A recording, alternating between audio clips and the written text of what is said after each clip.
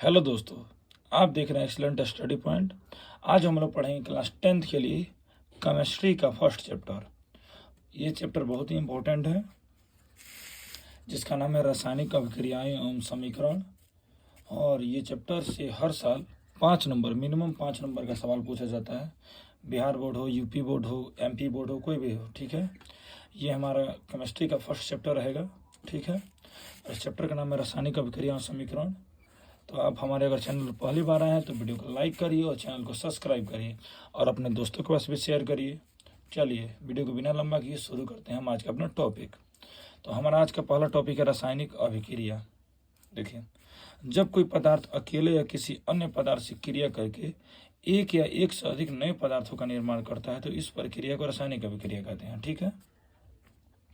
Example के तौर पर H2 + Cl2 बना रहा है क्या, HCl बना रहा है। देखिए डिफरेंशियल क्या होता है, जब कोई पदार्थ अकेला है किसी अन्य पदार्थ से मिलकर एक या एक से अधिक पदार्थों का निर्माण करता है तो उसे क्या कहते हैं, रासायनिक अभिक्रिया। जैसे में हाइड्रोजन और क्लोरीन मिलकर क्या बना रहा है, हाइड्रोक्लोरिक अम्ल बना रहा है।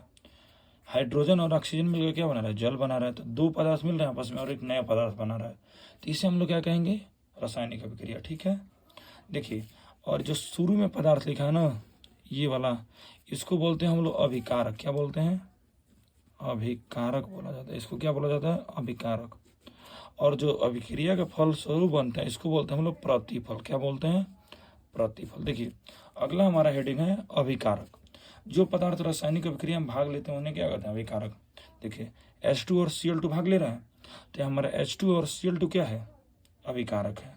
अगला है हमारा जो प्रतिफल, जो पदार्थ अभिक्रिया के फलस्वरूप बनता है उसे क्या कहते हैं हम लोग, प्रतिफल। जैसे इस अभिक्रिया के फलस्वरूप HCl बन रहा था, हमारा क्या है, प्रतिफल है। और इस अभिक्रिया के फलस्वरूप H2O बन रहा था, हमारा क्या है, H2O प्रतिफल है, ठीक है। तो आपने क्या समझा कि जब दो या दो से अधिक पदार्थ आपस में मिलकर और अभिक्रिया करते हैं और एक या एक से अधिक पदार्थ बनाते हैं तो उसे क्या कहते हैं, रासायनिक अभिक्रिया। और जो भाग लेते हैं उसे अभिकारक और जो नया पदार्थ बनता है उसे प्रतिफल। और देखिए रासायनिक अभिक्रिया की विशेषता, पहली विशेषता है कि गैस की उत्पत्ति होती है।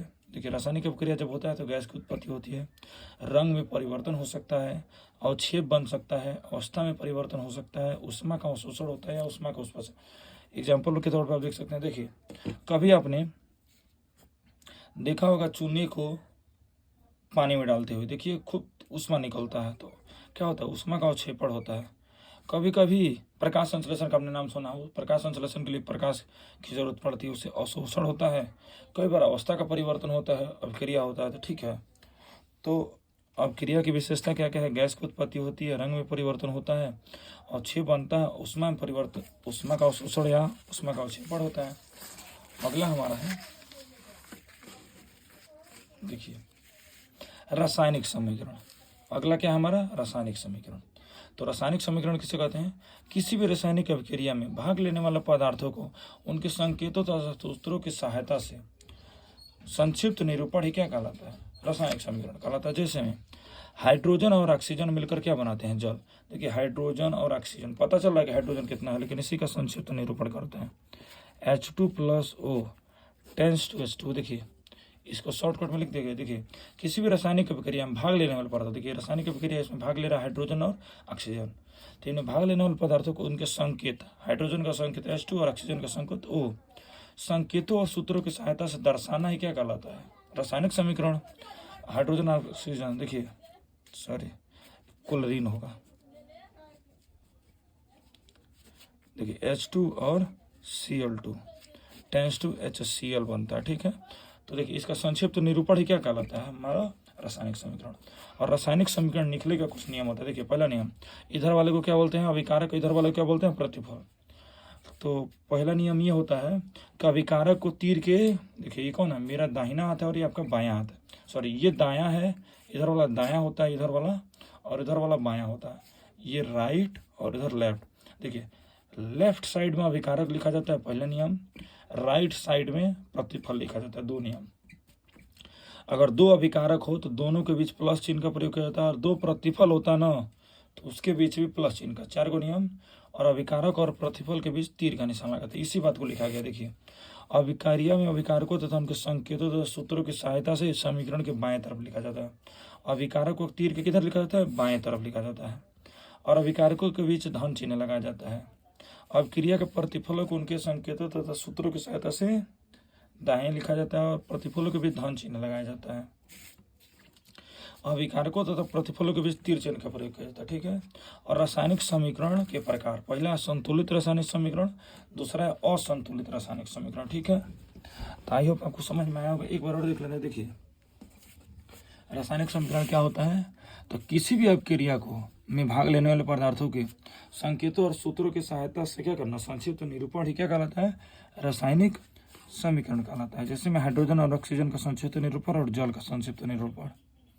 ठीक है। और देखिए इसका नियम क्या है, कभी भी बाएं बगल लेफ्ट साइड में अभिकारक, राइट साइड में प्रतिफल, अभिकारकों के बीच प्लस साइन और प्रतिफलों के बीच भी प्लस साइन, और अभिकारकों और प्रतिफलों के बीच तीर का चिन्ह लगाया जाता है। इसी बात को लिखा गया है इसमें यहाँ पे कि कैसे लिखेंगे, अगर अपने मन से लिखना हो तो, कि अभिकारकों को तीर के किधर लिखा जाता है, माना अभिक्रिया में बाएं बगल लिखा जाता है, प्रतिफलों को अभिक्रिया के दाएं बगल लिखा जाता है, दो अभिकारकों के बीच प्लस चिन्ह लगाया जाता है, दो प्रतिफलों के बीच प्लस चिन्ह लगाया जाता है, और अभिकारकों और प्रतिफलों के बीच तीर चिन्ह लगाया जाता है। देखिए रासायनिक समीकरण दो प्रकार का होता है, संतुलित और असंतुलित। अगला हमारा रासायनिक समीकरण के प्रकार में संतुलित समीकरण। देखिए वो रासायनिक समीकरण जिसमें समीकरण के दोनों ओर के प्रत्येक तत्व के परमाणु क्या होते हैं, की संख्या समान होती है। जैसे हम देखिए इधर H2 का गो है 2 गो, इधर भी 2 गो है, अच्छा दिख रहा है आपको, Cl का गो है 2 गो, और Cl भी इधर का गो है 2 गो है। ठीक है। देखिए वह रासायनिक समीकरण जैसे समीकरण के दोनों ओर के प्रत्येक तत्व के परमाणु की संख्या समान होनी चाहिए। H भी इधर 2 गो तो इधर भी H 2 गो, Cl 2 गो तो Cl 2 गो, H 2 गो H 2 गो, O एगो O एगो, Na एगो Na एगो, Cl एगो। देखिए ये क्या है, संतुलित समीकरण। ठीक है। जिसमें इधर के भी तत्व के परमाणु और इधर के भी तत्व के परमाणु समान है, तो संतुलित। असंतुलित कैसे कहेंगे, वह रासायनिक समीकरण जिसमें समीकरण के दोनों ओर के प्रत्येक तत्व के परमाणु की संख्या समान नहीं होती है। एग्जाम्पल के तौर पर Mg प्लस HCl। देखिए Mg इधर का गो एगो, तो इधर भी Mg का गो एगो, Cl इधर एगो है लेकिन इधर Cl का गो है 2 गो। देखिए असमान हो गया। H इधर एगो है, H इधर 2 गो है, असमान। असमान हो गया तो असंतुलित है। H इधर 2 गो है, H इधर 1 गो। देखिए यहाँ पर अगर यही 2 लिख देंगे ना तो ये हो जाएगा Cl 2, तो क्या हो गया। अच्छा एक और चीज़ आपको देखिए, अगर कभी भी Cl लिखा है ना तो 2 H में भी माना जाएगा और Cl में भी माना जाएगा, खाली H में नहीं माना जाएगा, दोनों में गुणा होता है। ठीक है। ये समीकरण का रूल है। तो आज के लिए बस इतना ही, इस वीडियो में इतना ही। और अगर वीडियो पसंद आए तो वीडियो को लाइक करिए और चैनल को सब्सक्राइब करिए। धन्यवाद। और दोस्तों के बीच भी शेयर करिए।